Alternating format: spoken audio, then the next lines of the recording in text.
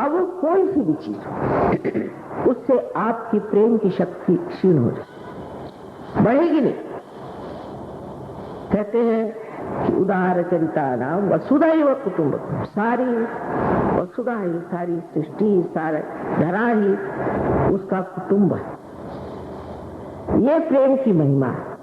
और इस प्रेम की महिमा को अगर आपने जान लिया तो आपको आश्चर्य होगा कि आत्मा के दर्शन से ये घटित होता है। मैंने देखा है जब लोग सहयोग में आते हैं तो सबसे पहले वो देखते हैं कि मेरे अंदर क्या त्रुटियां हैं, और मुझे आके बताते हैं माँ ये देखिए महामूर्ख मैं हूँ, मैंने ऐसी ऐसी नुक्ता करी, ये क्या है। मैंने कहा तुम्हारे कन्फेशन मुझे नहीं चाहिए, तुम लिख के रखो।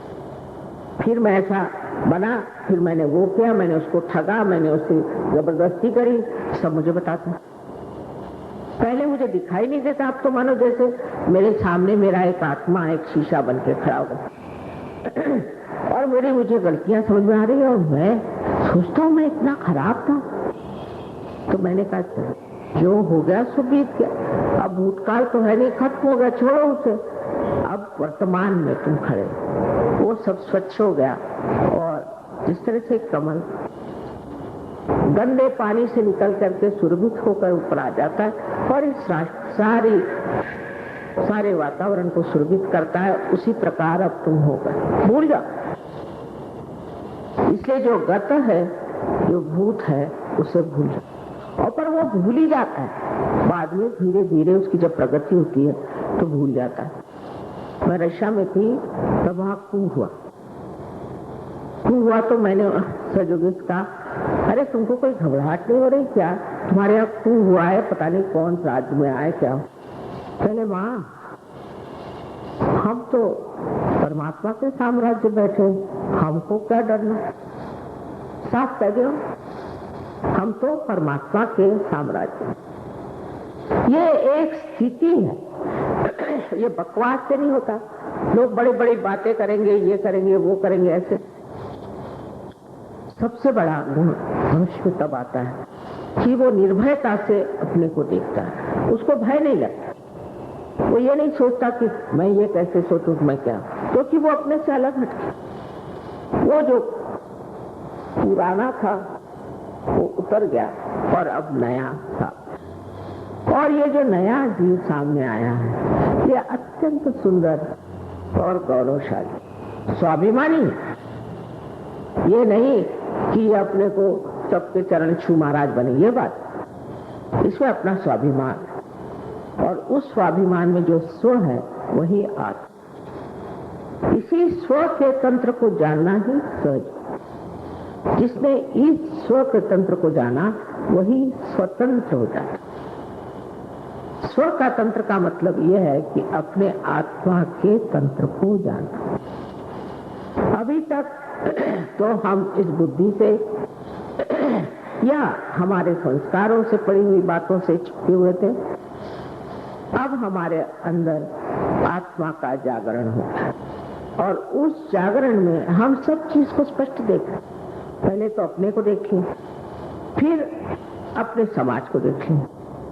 अब हमारे यहाँ बहुत से लोग हर एक धर्म से आए, मुसलमान हैं, हिंदू हैं, क्रिश्चियन हैं और बुद्धिस्ट हैं, महावीर के लोग हैं, सब तरह के लोग इस सहयोग में आए।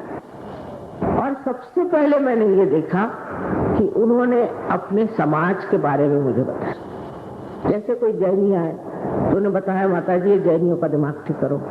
कोई सिख आए, उन्होंने बताया भाई सिखों का दिमाग ठीक करो। कोई ईसाई आए तो उनको माँ ईसाइयों को कब ठीक करोगे आप।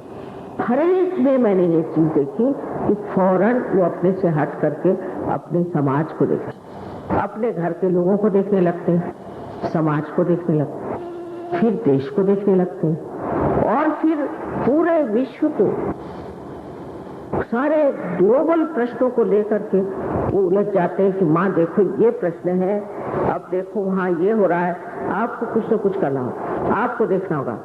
मैंने कहा तो अब दुनिया भर की मेरे ऊपर क्यों परेशानी डाल है, आप ही करते, इसको आप करिए, इसको आपको ठीक करना है, ये आदमी ठीक नहीं उसको ठीक करें। इस तरह से उलझ गए किस चीज में कि जो सारे विश्व का प्रश्न, बताइए, एक सर्वसाधारण मनुष्य, एक खेतीहर है, वो सिर्फ अपने खेती की बात करे तो समझ में आता है, पर वो भी देख करके कहने लगा कि अच्छा, ये राबिन को मार डाला इन लोगों ने, ऐसा क्यों मार डाला?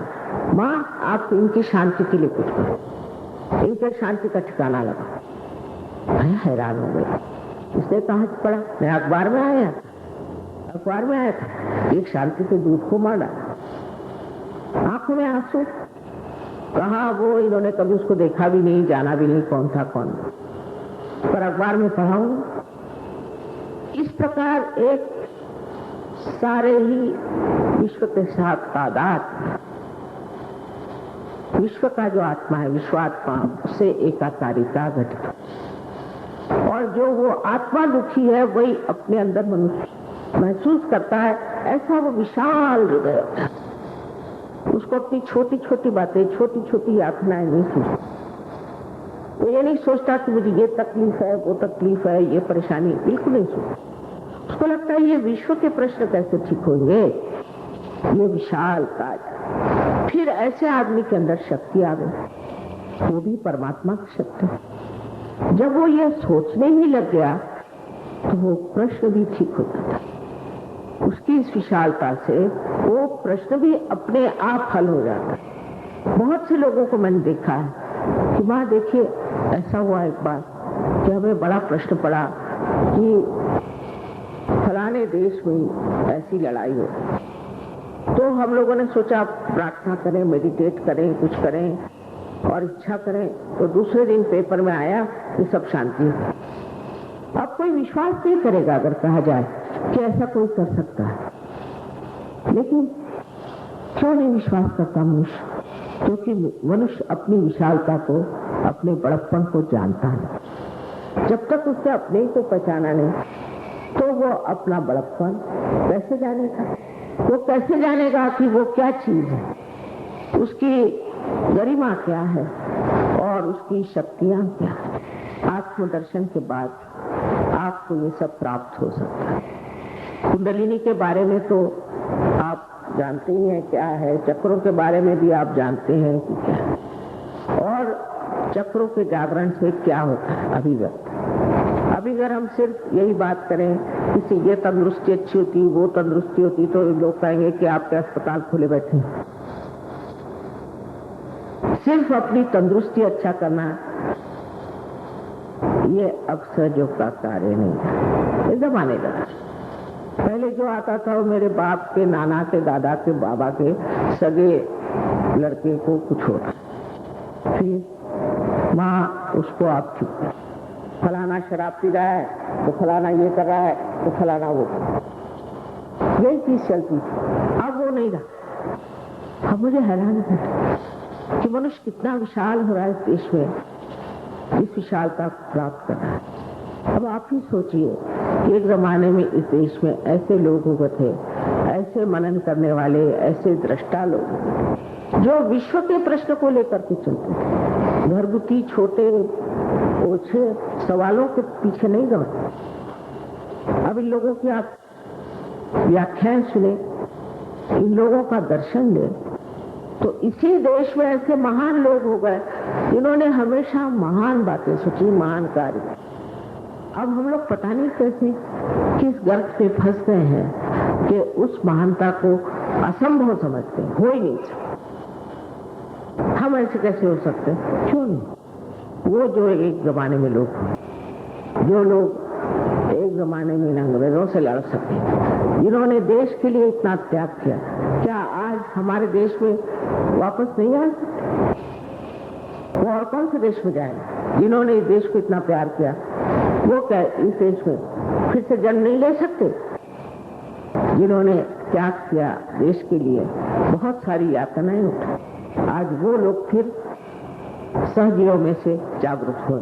मुझे पूर्ण आशा है कि जो अपने देश को प्यार करेंगे और देश की व्यवस्था ठीक करेंगे, शांति, अमन आदि सब चीजें लाएंगे। उसके बाद जब ये देश ठीक हो जाएगा तो और भी देश देखा देखी ठीक हो जाएगा। हमारे सामने तो विश्व के प्रश्न है ही, किंतु ये सोचना है कि इसमें कौन सा देश अगुवा होता है, कौन सा देश इसका झंडा उठाता है। कौन से देश के लोग ये कहते हैं कि हम एक ऐसा आदर्श देश बनाकर दिखाएंगे जहां लोग ऊंचे आध्यात्मिक स्तर पर, हमारे सहयोग में आध्यात्म का यह मतलब नहीं कि बीवी को छोड़, बच्चों को छोड़ और जंगल में भाग, बिल्कुल भी नहीं। अपने ही अंदर अपने दर्शन करके इस उच्च स्थिति को प्राप्त कर, इस विशेष स्थिति जो हमारे लिए बनी हुई है, जिसे हम प्राप्त कर सकते हैं। ऐसी कोई कठिन बात नहीं, ऐसी कोई त्याग भी कोई किसी चीज का करने की जरूरत नहीं। सिर्फ मूर्खता का त्याग करना, सिर्फ दुर्बुद्धि का त्याग करना और संकीर्ण जो आपकी सेल्फिश टेम्परामेंट है उससे दूर भागना। उसको समझना चाहिए कि ये मेरे अंदर एक संकीर्ण बात है। और उसके बाद आप देखिएगा कि अपने आप आपको प्रश्न